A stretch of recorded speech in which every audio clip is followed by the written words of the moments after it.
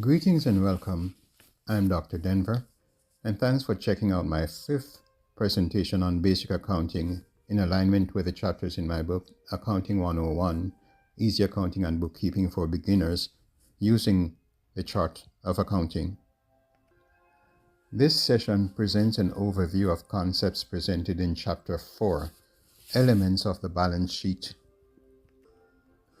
It centers on a typical balance sheet format reported and published in a firm's annual financial statements, showing the titles and amounts of the major general ledger account categories or elements shown in a stacked format used to perform horizontal and vertical analyses across different accounting periods.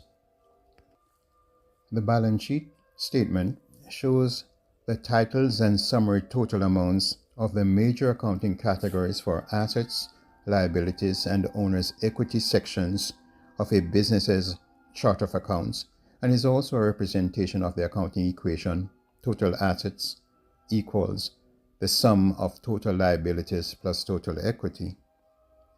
The titles of the categories and related total amounts shown are the top levels of the categories' hierarchies. A firm's chart of accounts is usually created to accommodate two or more subcategories for each main account title shown on the balance sheet. Categories in the balance sheet are shown in the order of most liquid, that is, the ease of conversion to cash, to the least liquid. Assets are subdivided into current assets, long-term or fixed assets, and intangibles.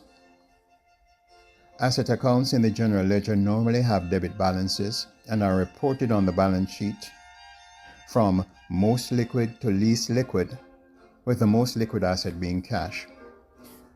Liquidity refers to how quickly the asset can be converted to cash. Current assets are expected to be used up within the normal operating cycle of the organization, or 1 year, whichever is longer. Examples of types of current assets used by firms are cash and cash equivalents, accounts receivable, allowance for bad debts, and merchandise inventory.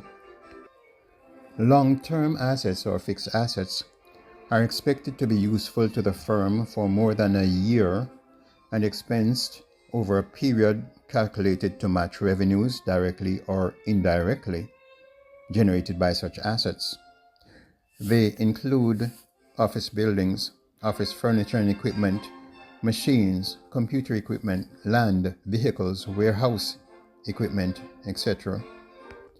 Fixed assets are required to support the operations of the business over an extended period of time, a year or more.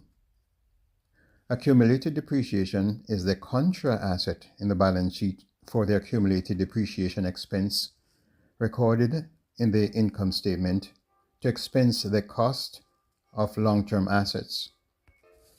Intangible assets are long-term, non-physical assets such as goodwill, copyright, patents, trademarks, and licenses.